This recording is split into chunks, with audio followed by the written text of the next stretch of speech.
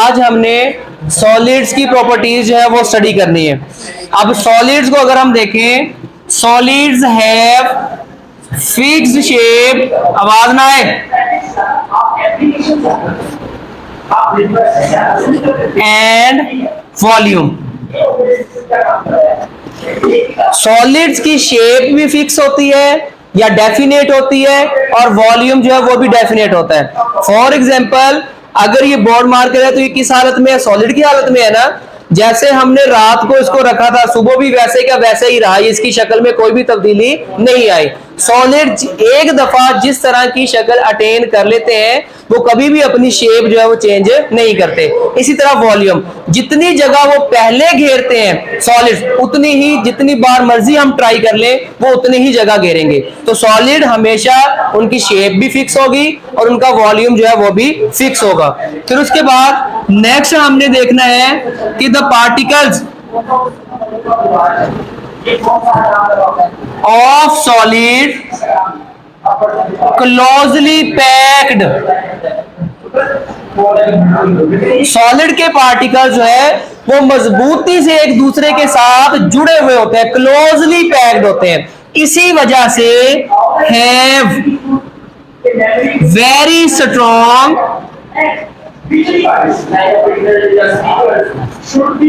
Intermolecular forces between particles. इसी वजह से सॉलिड के पार्टिकल्स के दरमियान जो फोर्स ऑफ अट्रैक्शन है वो बहुत ज्यादा मजबूत होती है। फॉर एग्जाम्पल, अगर हम देखें कि सॉलिड्स के अंदर जो पार्टिकल्स हैं इस तरह मजबूती से एक दूसरे के साथ जुड़े हुए होते हैं। जब जुड़े हुए होंगे तो इनके दरमियान जो फोर्स ऑफ अट्रैक्शन है या इंटरमॉलिक्यूलर फोर्स है वो बहुत ज्यादा मजबूत होगी। इस तरह सॉलिड के पार्टिकल्स मजबूती से एक दूसरे के साथ अटैच हुए होते हैं। अब नेक्स्ट अगर हम देखें कि अगर इनके दरमियान मजबूत इंटरमॉलिक्यूलर फोर्स है तो ये क्या रखते हैं? Fix position. फिक्स पोजीशन, इनके पार्टिकल्स की जो पोजीशन है वो फिक्स होती है, ये कभी भी हरकत नहीं करते। सिर्फ क्या करते हैं? But oscillate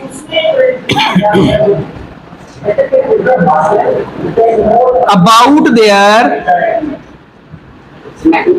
mean position. Solid के पार्टिकल कभी भी अपनी जगह तब्दील नहीं करते, बल्कि ये सिर्फ अपनी मेन पोजीशन के इर्द गिर्द रहते हुए ही ऐसे ऐसे जो है वो थरथराते हैं, थरथरा सकते हैं। एक जगह से दूसरी जगह मूव नहीं कर सकते जैसे लिक्विड और गैसेस के पार्टिकल्स कर सकते थे। इसी वजह से जो सॉलिड के पार्टिकल्स हैं वो इनकॉम्प्रेसिबल होते हैं। ये क्या होते हैं? इनकॉम्प्रेसिबल। इनको दबाया नहीं जा सकता।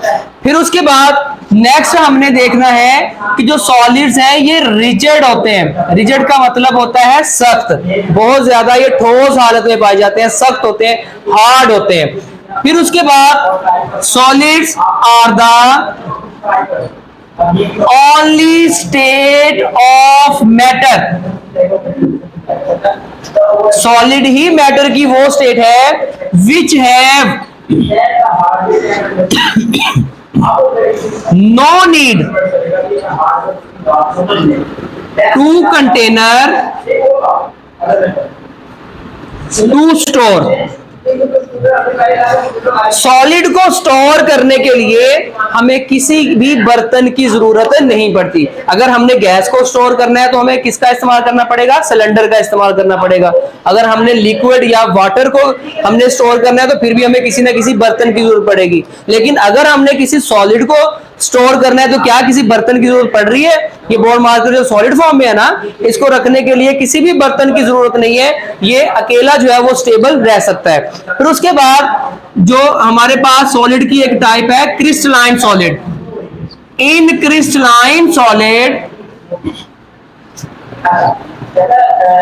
The particles perfectly arrange crystalline जो सॉलिड होते हैं उनके अंदर जो सॉलिड के पार्टिकल्स हैं वो परफेक्टली एक दूसरे के साथ अटैच हुए होते हैं, एक तरतीब के साथ, डेफिनेट तरीके से, जो क्रिस्टलाइन सॉलिड होंगे। फिर उसके बाद नेक्स्ट हमने देखना है कि solids have high density. Solid जो है उनकी डेंसिटी भी क्या होती है, ज्यादा होती है। सॉलिड जो है वो भारी होते हैं। तो हमने कौन कौन सी सॉलिड की प्रॉपर्टीज पढ़ी है? सॉलिड की शेप डेफिनेट होती है, सॉलिड का वॉल्यूम डेफिनेट होता है, सॉलिड के पार्टिकल्स क्लोजली पैक्ड होते हैं, सॉलिड के पार्टिकल्स के दरमियान स्ट्रॉन्ग इंटरमॉलिक्यूलर फोर्सेस होती हैं, सॉलिड के पार्टिकल्स अपनी जगह तब्दील नहीं करते बल्कि सिर्फ वाइब्रेशनल या ऑसिलेटरी मोशन दिखाते हैं, सॉलिड्स इनकम्प्रेसिबल होते हैं, इसको दबाया नहीं जा सकता, सॉलिड बहुत ज्यादा रिजिड होते हैं, सख्त होते हैं, और सॉलिड वाहिद स्टेट है जिसको स्टोर करने के लिए किसी भी बर्तन की जरूरत नहीं पड़ती।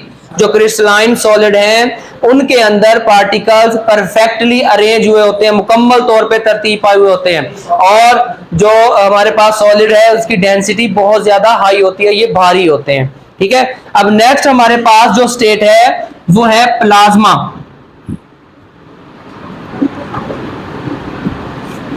प्लाज्मा जो है ये नॉट सीन फॉर्म है, नॉट सीन फॉर्म। हम डायरेक्टली जो है वो इसको नहीं देख सकते, डायरेक्टली जो है ये हम इसको टच नहीं कर सकते प्लाज्मा को। अब प्लाज्मा जो है ये होता क्या है? Plasma are the particles of gases, ये गैसेस के ही पार्टिकल्स होते हैं, but have very high kinetic energy, लेकिन उनकी काइनेटिक एनर्जी बहुत ज्यादा हाई हो जाती है। किसी भी गैस में से अगर हम इलेक्ट्रिक करंट गुजारे ना तो वो गैस आयंस में तब्दील हो जाती है, आयंस में जब तब्दील होगी तो वो हाई एनर्जी पार्टिकल्स बन जाते हैं, जब वो हाई एनर्जी पार्टिकल्स बनते हैं फिर वो ग्लो करने लगते हैं, रोशनी पैदा करने लगते हैं, जैसा कि इसकी एग्जांपल में आ जाएगा फ्लोरिसेंट ट्यूब। अब जो फ्लोरिसेंट ट्यूब है, रोशनी पैदा करने वाली ट्यूब, उसके अंदर जो रोशनी होती है वो प्लाज्मा की वजह से होती है।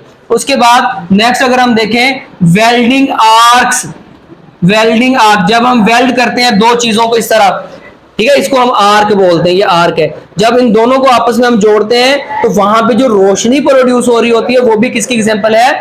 प्लाज्मा की ही एग्जांपल है। उसके बाद सन, सूरज जो है वो किसकी एग्जांपल है? प्लाज्मा की एग्जांपल है। उसके बाद लाइटनिंग, जब बिजली चमकती है बादलों की वजह से तो वो जो रोशनी हमें नजर आ रही होती है वो भी किसकी एग्जांपल है? प्लाज्मा की ही एग्जांपल है।